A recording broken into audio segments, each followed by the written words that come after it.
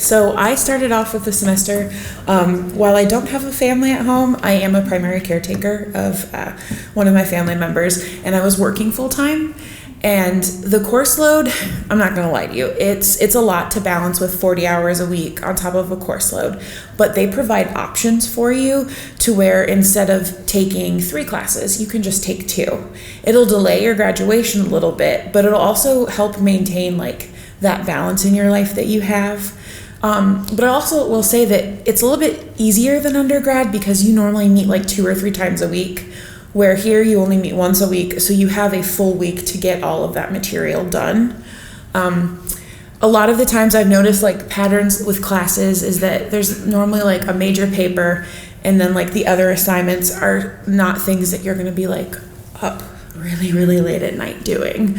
But I mean, a lot of it is like a major paper, and I would definitely say reading, but it's not impossible at all.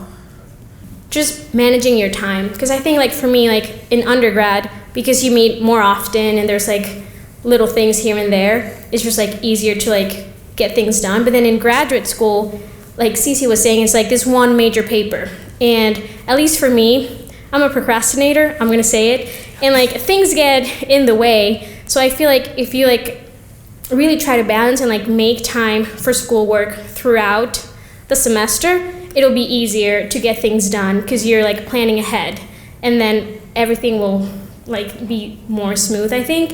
Because I think too, like just going to class like once a week, it's like, oh, I just have 1 class or like 2 classes. Unlike undergrad, it's like 5 classes. So I think just like really planning ahead your time would be very beneficial, and also keep that communication with your professors, because once they get to know you and they know what's going on in your life, and they know, they understand that it's really hard to balance all of these things. So as long as you keep that communication with them and you're letting them know like what's going on, they will give you tools and tips on how you can balance those things, and they'll be understanding too with like deadlines and things like that, because we're here to like learn how to be practitioners and, you know, be great professionals.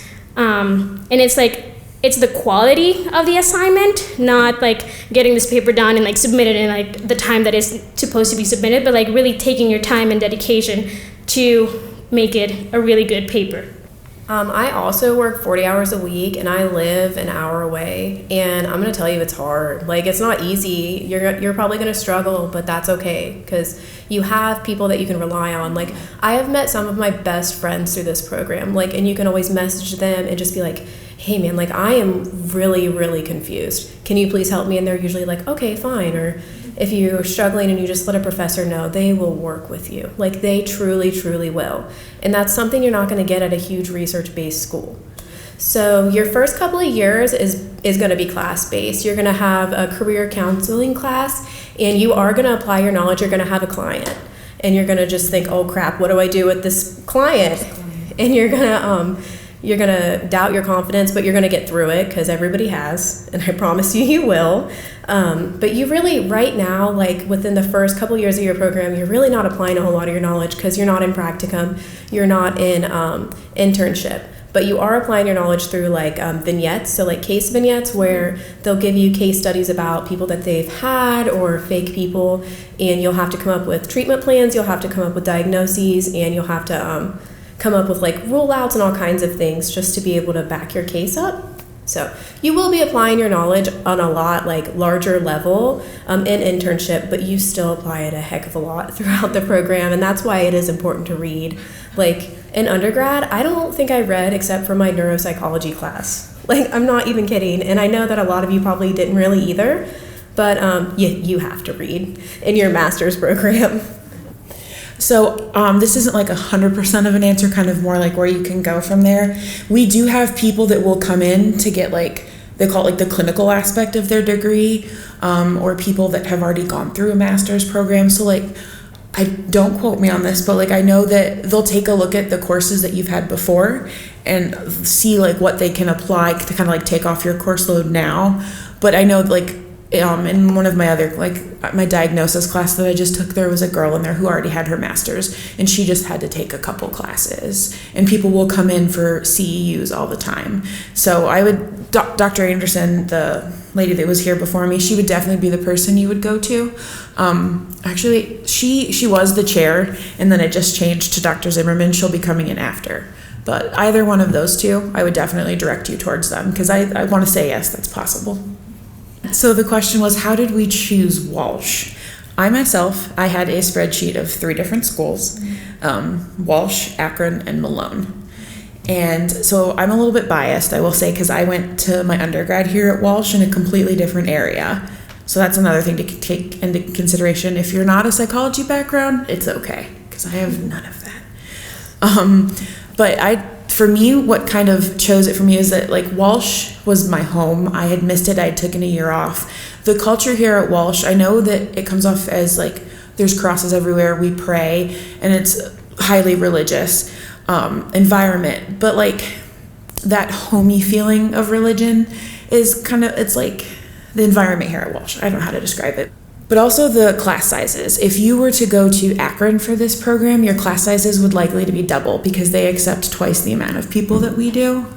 And then with our discount that Dr. Anderson talked about, that makes the tuition cheaper here. So the reason I chose Walsh too is because I initially was looking at the school counseling program, because I wanted to be a school counselor. So I started with school counseling, and then I added student affairs. And I think what I said during my introduction, the reason that I really like this program is the counseling based program for student affairs. That was one of the reasons that drew me to Walsh. And I'm also an alum from Walsh. I did my undergrad here. So I was looking at University of Dayton, Walsh, Malone, John Carroll, and other universities. And I just really liked, even the admissions process here was just very, very, I wouldn't say easy, but the admissions counselors were so personable to you, and they would answer all my emails super fast, and they were what else do you need from us? How can we help you with the transition and whatnot? And so that was just also really nice to have that one-on-one experience with them. And then when I came in for my interview with Dr. Anderson, I was just this is what I want. And so I think that's what drew me to Walsh as well. So I'm not from Ohio, so I feel I kind of chose Walsh on a more practical base. It makes, I understand why people love it. This is an amazing school. The campus is just beautiful. And the first time I actually saw the campus was my interview. So I really just chose it based on a lot of the practicality. So you do get face-to-face time with clients, with real people that are struggling with real problems, and you're going to get exposure before you go into internship, which is huge, because your internship is likely going to be your first job. And that brings me to my next point is the clinical mental health side of counseling. The rate of people getting jobs right after is so extremely high. Mm-hmm. And everybody around here wants Walsh graduates. They know our program is K-CREP accredited. They know that we work hard. They know that our professors work hard. And that's extremely important. And then another aspect is, I'm not sure where you guys are all from, but if you are from around here, I'm from West Virginia, and the licensure in West Virginia is a little bit shakier. So if you do get licensed in Ohio, you can transfer just about out to any other state. So if you do get licensed in West Virginia or Pennsylvania, you're going to have to retake the exams to get licensed again in another state. So Ohio just has a lot higher standards, and if you're going to take the test once, you might as well make a bang, right? And not have to keep taking it. So yeah, my application was a little bit wonky because I didn't have a lot of research experience. I didn't have a whole lot of internship experience, and they did point that out. They were why do you think you'll be good at this? You haven't had a lot of experience. And you just kind of have to, I don't want to say know who you are, because I don't really know the population I want to work with 100%. I want to work with everybody, and that's fine. But you have to know that this is right for you. And things you can put on there is just are you in Psych High? Are you in an honor society in undergrad? Do you have any leadership skills that you're showing? Are you in a leadership position? Have you had an internship in undergrad? And if not, even look into shadowing. Shadow a couple of people and put that on their resume, just so that way they know that you have some experience and that you're hey, I know this is for me. So, and also good grades. I second that. I think your resume, like just making sure that you put in like all the experience that you had. So like when I applied, I put like extracurricular things that I did when I was an undergrad. And actually when I went to my interview, that's pretty much what we talked about, like the extracurricular things that I was involved in, how that helped me grow as a person, and how those skills could be transferred to like the counseling profession and things like that. So I think your resume and like extracurricular activities that you do are just really important, because that, I think those experiences shape the person that you are. So my answer is kind of the opposite of theirs. You can build your resume up, make it look all nice and fancy, and have all of these extracurriculars, but that interview that you have with faculty is the most important. I walked in there, like I said, I don't have a psychology background. I never took a psychology class. And a lot of the things that you hear about this profession is a lot of people that get into this profession are in it because they've experienced some of the things that their clients have. And my best advice to give to you is in that interview, be 100% honest. I told, like in my interview, I was very straightforward with Dr. Anderson, why I was in this profession, like the mindset that I used to have, the things that I had gone through. And I didn't receive pity back. She understood me. She understood where I came from, because I came from a world of, like I was a hospital interpreter to a counselor. Like those don't really line up too well. So my resume was full of just, I don't know, like translations and linguistics and stuff like that. So I tried to build it up as best as I possibly could, but I showed her who I was through my words in my interview. And when you have that interview, you're interviewing with counselors. So like, they're gonna take that time to like stop you and follow up on certain questions. So like, just bring your honest and raw self, because that's what they wanna see. The sad answer for that is you have to do that yourself. So technically you can go anywhere within, as long as they meet Walsh's requirements. They do hold like a symposium for us, so we can basically go and market ourselves and be like, please take me. And that's where most people find their internships. There are some people that like to branch out. Like I will be going into internship in 2 semesters, so I have reached out to a place that specifically works with eating disorders, because that's who I want to work with. But I have to like jump through a couple extra hoops to make sure that you have to be supervised by somebody who has a LPCCS, which is Licensed Professional Clinical Counselor - Supervisor.